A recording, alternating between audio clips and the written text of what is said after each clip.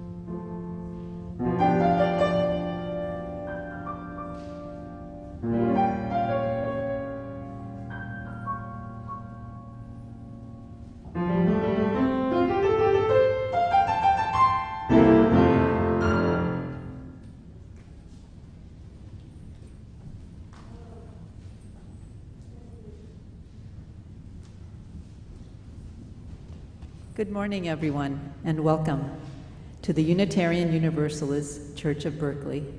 My name is Sandy Portillo-Robbins, and I will be your worship associate today. This is a welcoming congregation, and we are always working on how to better welcome and care for one another. If this is your first time here, we're so glad you came. And whoever you are, we welcome you in the fullness of who you are. As we begin, we want to acknowledge that this church occupies land in Huichin, the unceded territory of the Chochenyo-speaking Ohlone people. We understand that we continue to benefit from the seizure and occupation of this land. We acknowledge and embrace our responsibility to take restorative action. We affirm that this is deeply felt and commit our congregation to be in right relationship with Indigenous communities, aligning in solidarity, supporting Indigenous projects, and caring properly for the land. Let us kindle our chalice flame with these words by Eric Walker Wilkstrom. When we light our chalice, everyone focuses on the flame. Yet it is the oil in the bowl, the cotton of the wick, the potassium chlorate and sulfur of the match, and the oxygen in the air around us that makes the flame possible. We are not called to be a lone beacon on a hill. Rather, we are meant to work together so that we might together shine. We also pause to remind ourselves of some of the foundations of resilience. With Reverend Michelle, we light a candle of courage, a candle of acts of service, a candle of fellowship, and a candle of hope. May we find and cultivate these foundations of resilience in ourselves and in one another. Now please join us in singing our opening song, When We Are Gathered. The words will be on the screen.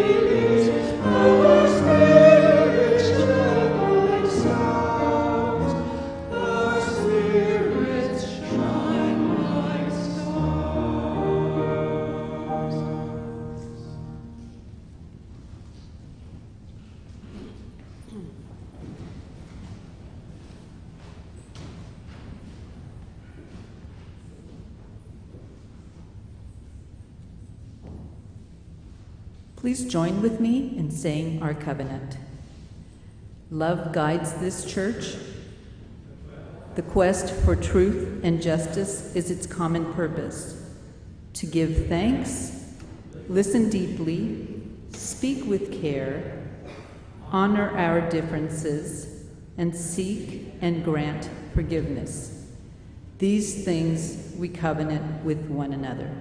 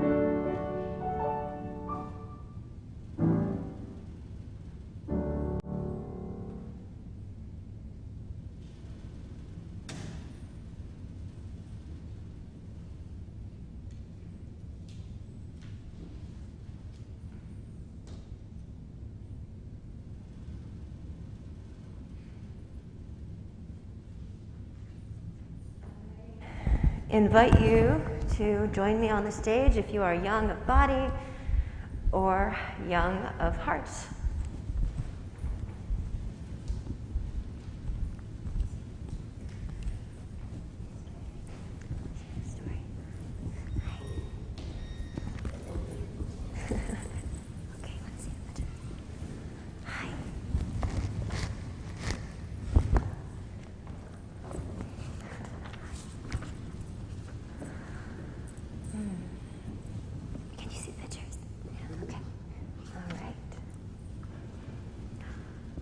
Children, come in all the colors of the earth. The roaring browns of bears and soaring eagles.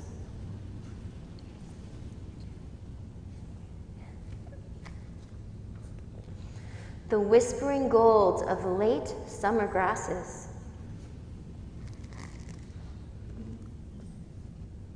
And crackling russets of fallen leaves. The tinkling pinks of tiny seashells by the rumbling sea.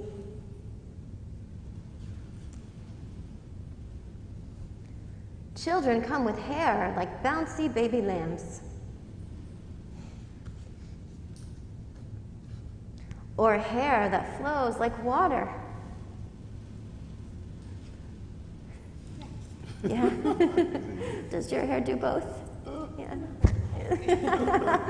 Mine too. Our hair curls like sleeping cats in snoozy cat colors. Children come in all the colors of love, in endless shades of you and me.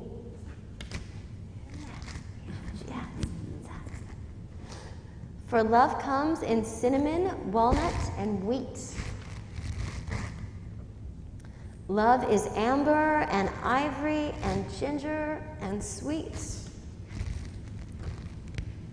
Like caramel and chocolate and the honey of bees. Children buzz with laughter that kisses our land with sunlight like butterflies.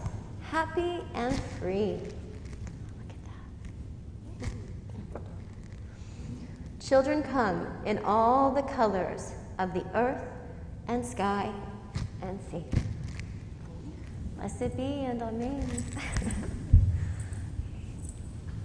And a quick announcement, if you need childcare, we have it available in Religious Education Room 3.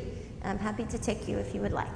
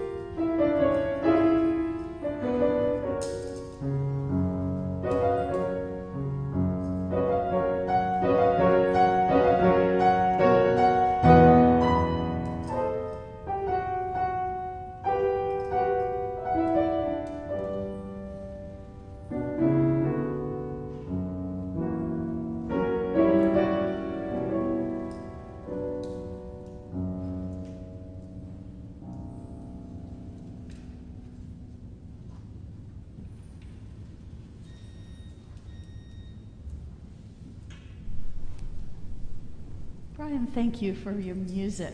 I've missed you this past month. It's good to be back. So we now enter a time in our service that we make for, just like we talked about at the beginning of the service, the grieving and the sadness and the rejoicing, all of these that are intermingled together in our hearts. We lift up and hold these rejoicings, these joys, as well as the sorrows and the heaviness that we may each be facing. So I invite you to share any significant joys, sorrows, or milestones of your own. If you're online, I invite you to share them in the comments section. If you're here in the room, we have the air of comments sections surrounding us. So I invite you to speak those aloud into our shared, not virtual comments section. I invite you to share these during our time of silence.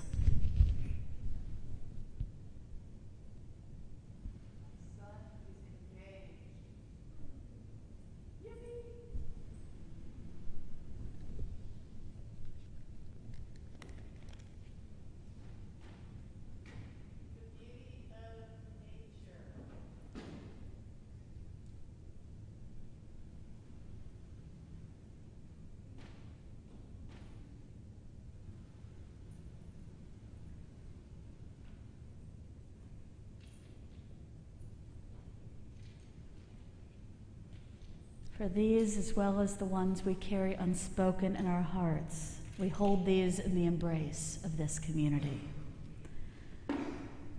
Please join with me now in the spirit of prayer for this prayer from Methodist minister and activist Ted Loder. Sometimes, Lord, it just seems to be too much violence, too much fear, too much of demands and problems, too much of broken dreams and broken lives, too much of wars and dying, too much of greed and squishy fatness and the sounds of people devouring each other and our earth. Too much of stale routines and quarrels, unpaid bills and dead ends. Too much of words lobbed in to explode, leaving shredded hearts and lacerated souls. Too much of turned away backs and yellow silence, red rage and the bitter taste of ashes in our mouths. Sometimes the very air seems scorched by threats and rejection and decay until there is nothing but to inhale pain and exhale confusion. Too much, Lord, too much of cruelty and selfishness and indifference. Too much, too bloody, bruising, brainwashing much. Or is it too little of compassion, of courage, of daring, of persistence, of sacrifice? Too little of music and laughter and celebration. O God, make of me some nourishment for these starved times, some food for my brothers and sisters and siblings who are hungry for gladness and hope, that, being bread for them, I may also be fed and be full. Amen. Let us join now in singing the beautiful song. It's from our teal hymnal. The words will be on screen. Comfort me.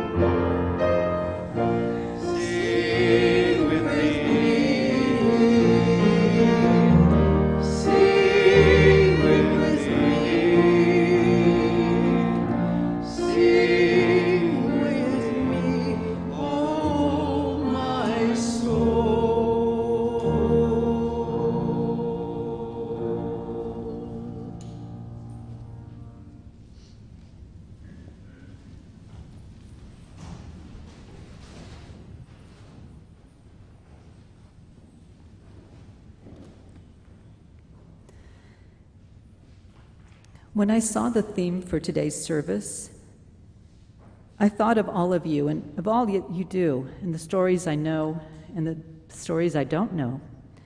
I had to question myself. Do I pay? Do I do enough? Perhaps some of you ask yourselves the same thing.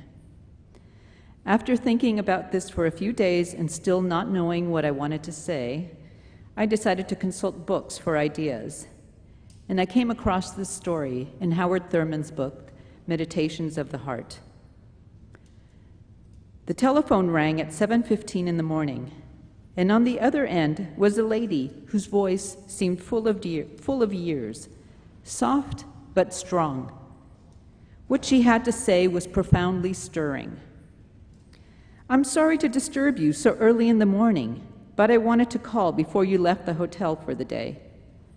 About 10 years ago, and I am now 69, I decided to examine my life to see what, if anything, I could do to put into practice my own convictions about brotherhood. Why I decided this, and not suddenly, I need not say, but I did. The first thing I discovered was that I knew almost nothing about other races in my own city. I went to the library and was given a small list of books and magazines. I began to work. The things I learned. When it seemed to me that I had my hands on enough facts, and I discovered you don't need too many facts because they get in your way, I plotted a course of action. Then I was stumped. What could I do? I had no particular abilities, very little energy, and an extremely modest income. But I did like to talk with people as I met them on the buses and in the stores. I decided that I would spread facts I had and my own concerns among all the people whose lives were touched by mine in direct conversation. It took me some time to develop a simple approach that would not be an intrusion or a discourtesy.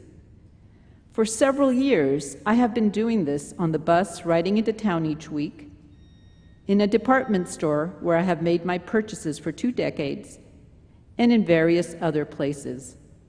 Occasionally, I run into a person in the street who stops to introduce himself to remind me of a previous meeting. One such person said, "I guess you have forgotten, but about 4 years ago, I sat by you on a bus. And I don't know how the question came up, but we talked about race. And you started me thinking along lines that had never occurred to me. You even gave me the name of a book, which I noted and purchased. Since then, I have been instrumental in changing the whole personnel practice of our business on this question. Thanks to you." Continuing, she said, "I know this is not very much, and I guess many other people are doing much more. But I thought I would tell you this, so that in your moments of discouragement, you may remember that one simple old lady was doing what one simple old lady was doing to help in little ways to right big wrongs. Goodbye and God bless you." Well, we can't all be Angela Davises or Dolores Huertas, but we can all do something, no matter how small it may seem to us, to help make the world a better place.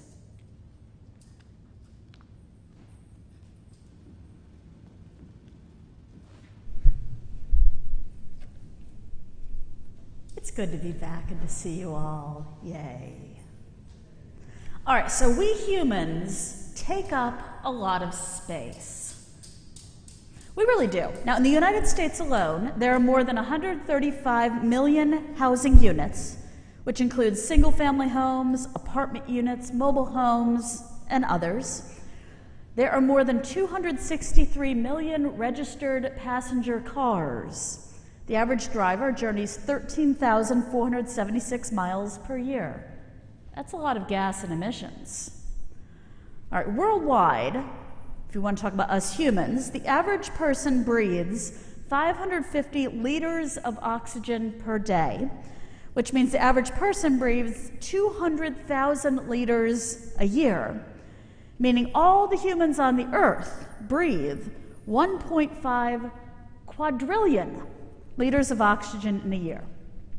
In the same vein, the average human being creates 12.6 tons of poo and nearly 680 tons of carbon in their lifetime, with Americans generally creating significantly more carbon and maybe perhaps a bit more of the other. We humans take up a lot of space. And so I ask, if you're wondering where I'm going with this, what do we do to give back, to make up for the space that we take? What do we give back to our fellow human beings, our fellow living beings, and our planet? What is our so-called rent for living? Now, there are various obligations and, of course, assumptions about obligations that we run into. And I admit that I did my best to try to teach my daughter some of these, especially the common courtesy ones, before they become completely extinct in our society. I was always taught that when you borrow a car, you return it with a full tank of gas. My dad included a car wash with that, but I've never quite stretched my feelings of obligation to that. At least a full tank of gas. And I once had a friend borrow my car and return it on nothing but fumes. I never loaned to him again.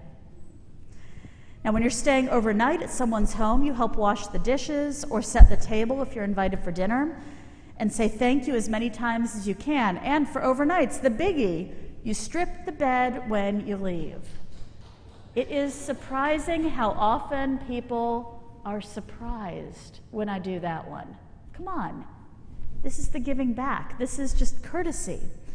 Then there are small-scale obligations that pop up in other sorts of ways.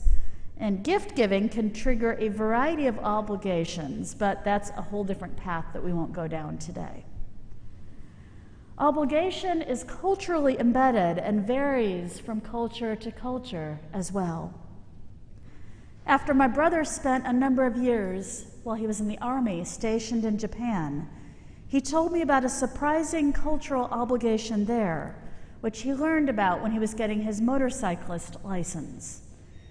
In Japan, you see, if you cause an auto accident and injure someone else, you are obligated to visit them in the hospital and bring them flowers and such. Yes, you heard me right. If you injure a complete stranger in an auto accident, you have to visit them while they're recovering. While it's not a hard and fast rule, if your case goes to litigation, your visits quite literally factor into the decision. Now, once we start talking about obligations, we get into slippery territory pretty quickly. Should is an incredibly dangerous word in the English language. And yes, we make jokes about shoulding all over ourselves and each other. You didn't think I'd get back to poo, did you? But there we go. So I'm cautious with the word should. And in fact, most instances of the word should aren't really all that healthy. If you think about it, when should is used, it's often in the context of directing some sort of task or reaction without assuming responsibility yourself. And oftentimes this might be in passive-aggressive sorts of ways. There are the straightforward shoulds that manifest, as chores, like telling my daughter she should clean her room, or she should pick up her trash, or she should clean the litter box. Okay, or tell myself I should be doing that one. Now, I tend to think it's okay in a parenting context to assign responsibility, but of course, assigning it that way opens up the question of why. Why should she clean her room? I used to do better at debating that one, but once she hit teenage years and got better at nuanced discussions, that changed. The shoulds with more distance are often even more troublesome. How often do these shoulds come out as grumbles and complaints? This should be there, or it shouldn't be there. They should do this instead. It shouldn't be done this way. We could be talking about our partner, our neighbor, our local grocery store, or about folks in our state or national government. The most dangerous shoulds are the one often that we place on ourselves. And these are probably the most relevant to our topic today, too. But the problem with the shoulds we put on ourselves is making sure they come from a place of motivation and responsibility and not from a place of guilt. The last thing I will ever be about is guilt, placing it on someone else or encouraging anyone, myself included, to put it on ourselves. This is a guilt-free place. Because there's, quite frankly, enough manipulation and guilt and shame running around in our world, in society, running around in our lives to be plunking more of that on ourselves. So like I said, should is a dangerous word, but that doesn't necessarily mean it has to be. We can also look at obligation from the point of view of both our calling in the world and our motivation for giving back, motivation based on our values, on our life experiences, motivation based on our connection with our fellow human beings, and really what it means to be a human being in this world. Marian Wright Edelman is the founder of the Children's Defense Fund and has an active and compassionate family that taught her a great deal about justice and calling in our world. And I love what she says. She shares that in her family, to quote her, "We were told that the world had a lot of problems and that some folks had an extra lot of problems, but that we were able and obligated to struggle and change them. And that the extra intellectual and material gifts brought with them the privilege and responsibility of sharing with others who may not have those gifts or as many of those gifts. In sum," she said, "we learned that service is the rent we pay for living. It is the very purpose of life and not just something we do in our spare time." Service is the rent we pay for living, our obligation based on our gifts and our talents, from the privileges and the opportunities that we have benefited from. Now, from a historical Unitarian Universalist perspective, looking particularly at the Unitarian side of that equation, during the time when Unitarianism was growing in this country, seeking to distinguish itself from Calvinism, the Unitarians sought to find the theological grounding for why we should make moral choices, because they were trying to make this argument for moral choices without the notion of sin or the threat of hell and damnation. Ultimately, what it boiled down to for them was the purpose of life being to live a moral life with upright values and virtues, aiming for the perfection of ourselves and others. Okay, so that's classic Unitarianism, but for me it's well and good, but it still falls a bit short because it's wrought with other sets of problems. So first, I'm always asking how this translates into action and how these choices make a difference in what we are actually doing. Because we can think all we want in our head, but that's just in our head. What really matters is how that plays out in our world. Because it's one thing to just say you have certain morals and values. It's another one to translate them into action. Now, then there's also one of the uncomfortable ghosts of both our Unitarian Universalist history as well as our present. This doesn't get talked about a lot in the walls of UU congregations, but economic superiority and classism of many forms is embedded throughout our historical Unitarianism and is still something very well and alive in our movement today. All right, come back to actions and obligations. What is the rent we pay for living, so to speak? Marian Wright Edelman claimed that service was the rent we paid for living. Time and effort spent in service of others rather than ourselves or our immediate families. So how much of our output do we think should be outwardly focused? And that's a good use of the word should. How much should we do that is looking outward? Calling it rent is an interesting way to think about it, especially with the housing disparity and housing uncertainty in so much of our communities and country and world today. The percentage of one's income and living expenses that are devoted to our regular physical shelter varies a great deal. In California, 4 out of 10 households spend more than 30% of their income on housing. And renting households, it makes up more than half. Nationally, on average, households spend 27% of their income on rent or home-related expenses. And of course, this is also inversely related to household income levels.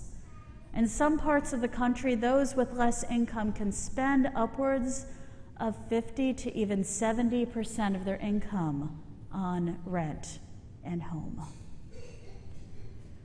I bring up these differences because I hope we are motivated to give back in a way that's the opposite of those proportions.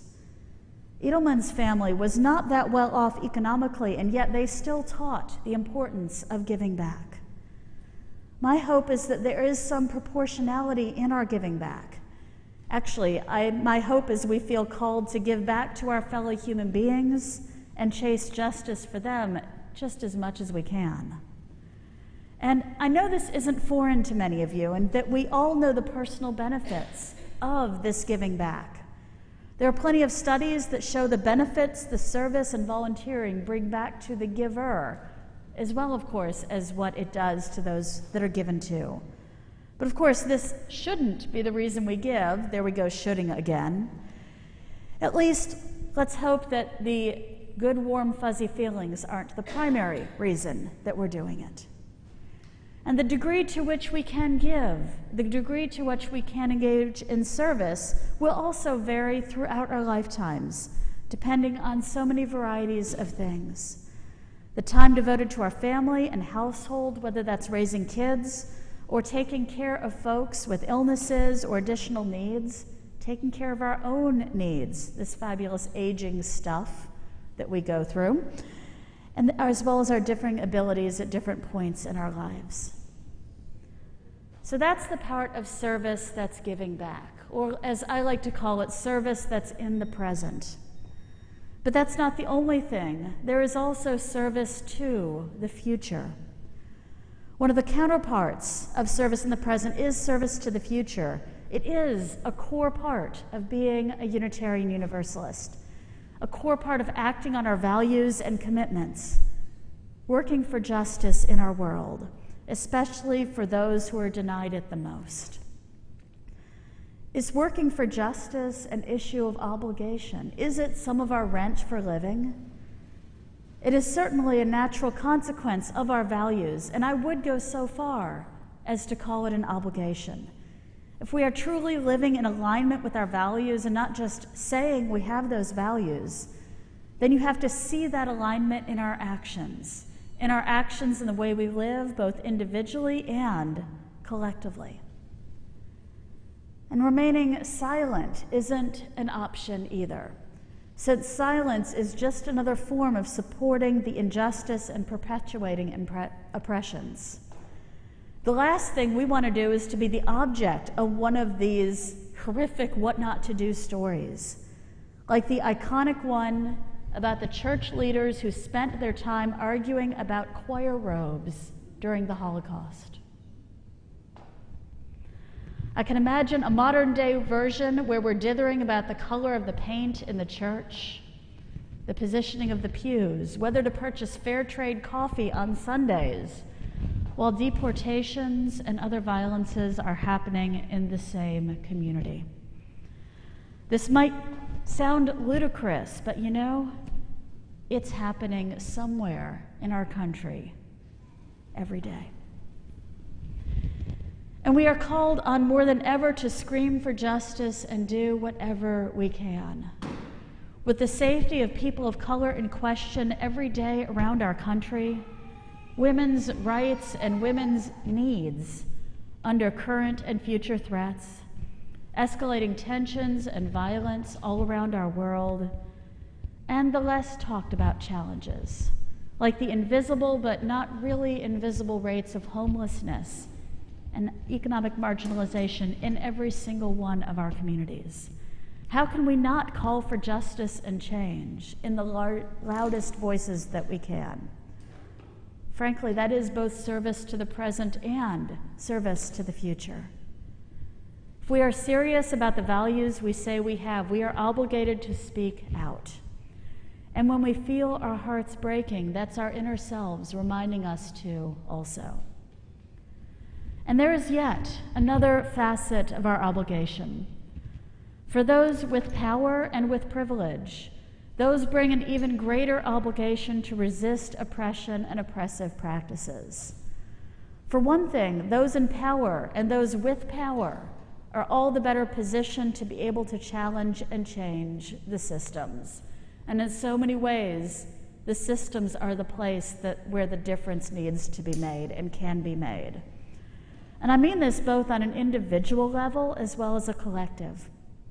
Our UU congregations are filled with folks who who both have or have had many connections, positions of power and influence throughout their lives and careers. But also on a collective level. If not, why are we bothering to come together when there's TED Talks that can feed us on any given Sunday morning? Why do we bother to do this together?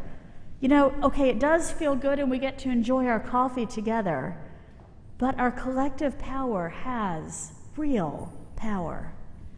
I've thought for a long time that the collective power of Unitarian Universalists and of UU congregations really has gone largely untapped. And we don't really have the time or luxury of squandering it with so much and so much momentum going on in our world. Service, seeking justice, working for our climate, these are the rent we pay for living. Service to the present and service to the future.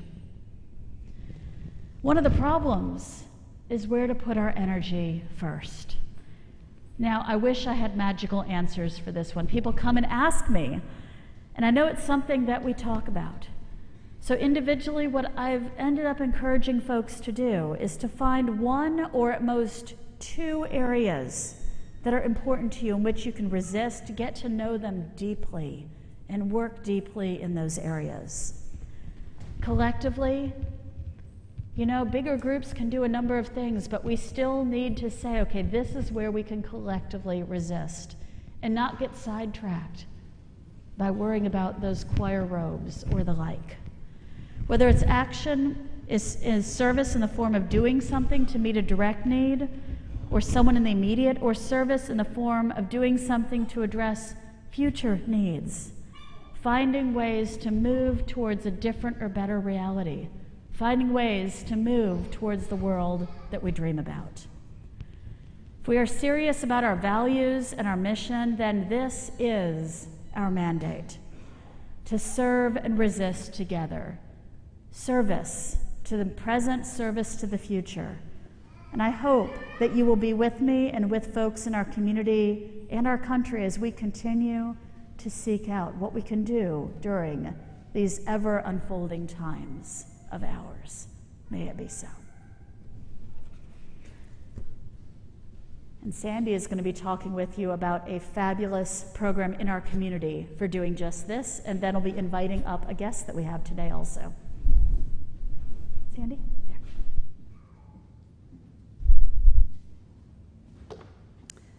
At this point in our service, we invite you to make an offering. With our offering, each of us has the opportunity to recommit to making UUCB a strong and vibrant community. For now, we're conducting the offering in the sanctuary without passing the plate. Instead, you can either give electronically, or you can take a donation envelope from the back of the pew in front of you and place it into the donation box, which sits beside the fountain in the atrium. Offerings of any value are always received with gratitude. Each week, half our plate offering is shared with a Good Neighbor organization recommended by our Social Justice Council. This month, our good neighbor is No More Tears. We are very fortunate to have the founder, Lonnie Morris, here to tell us a little bit more about the organization. Lonnie Morris was incarcerated for 44 years, most of them at San Quentin State Prison. While there, he obtained a BA degree in communication from Antioch University, learned television production, and co-founded No More Tears, a violence and crime prevention program. No More Tears conducts workshops for incarcerated men that help them examine their belief systems and the factors that led them to a life of crime. Participants develop alternatives to violence, criminal thinking and behavior, and they learn nonviolent conflict resolution skills. Over 3,000 men have completed the No More Tears curriculum. 1,000 of these men have been released, and of that 1,000, 85% remain free citizens, compared with the California average of 50%. Lonnie Morris was released from San Quentin 14 months ago and is expanding the work of No More Tears in our community. He now works with high school youth, college students, and he mentors men who have been recently released from San Quentin and other prisons.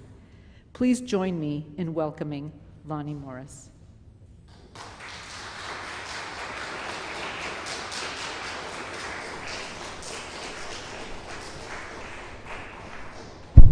Thank you, Sandy. I want to say first, thank the congregation for having me. Thank you guys for selecting No More Tears as the organization to be, for selecting No More Tears as the organization to be your good neighbors. And mostly I want to thank God for making us all available today. I was going to talk to you about our organization in depth, but I'm a man who's moved by God in different ways, and I try to make my speeches in the spirit of what I'm moved by in the moment. So what I'm going to talk to you about today, for the few minutes I have, is about a personal experience and how No More Tears, the organization I founded, affected my life. I don't know if anyone here has been to prison or been to a prison, but prison is a place that inherently is built to strip you of your personal identity. They take away your name and they give you a number. My number was B95677. You cannot do anything in prison of value without that number.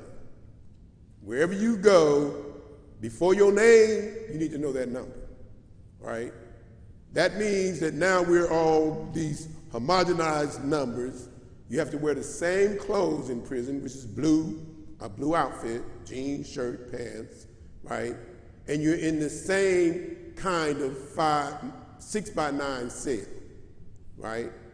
So prison is designed to strip you of your personal identity, to make you into this homogenized community that's devoid of self-purpose. One of the things that many of us in prison do is fight against that. We fight to hold on to our humanity, to hold on to our individuality. And it's a struggle. Now, let me say this. Most of us, some people say, well, I didn't do it, right? Most of us did it. I did it. I committed the crime I committed that got me in prison. So I'm not asking anybody for any pity or anything like that, but I just want you to get a sense of the importance of what an organization like No More Tears does.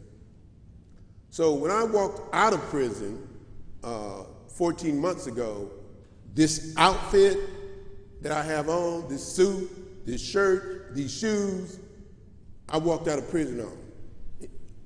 No More Tears provided me with those things. And that was the first step to restoring my dignity, my personhood, and my freedom. It was also acceptance into the community that I was returning to. So what we do as an organization is we help people to reclaim their humanity, reclaim their personhood. We provide, not just me, but every person walking out of prison that has participated in our program with clothing, we take them to breakfast, and we provide them with a support system. This is why we think it's important that people support us in our effort to do that, because like everything, that costs money. We're a small organization, and we're trying to develop the funding to continue this work and expand it so that men and women can come home in a dignified manner. Is that it? Thank you. Whoa.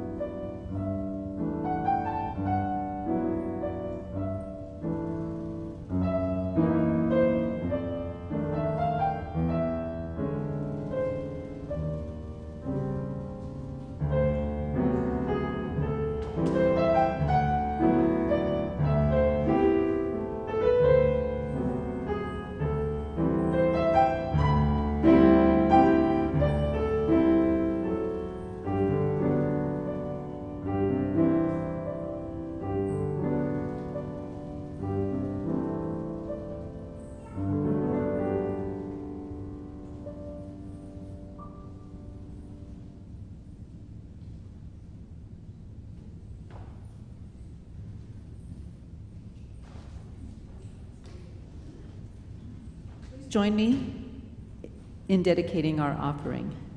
We dedicate our offerings and ourselves to the mission of this congregation, to create loving community, inspire spiritual growth, and encourage lives of integrity, joy, and service.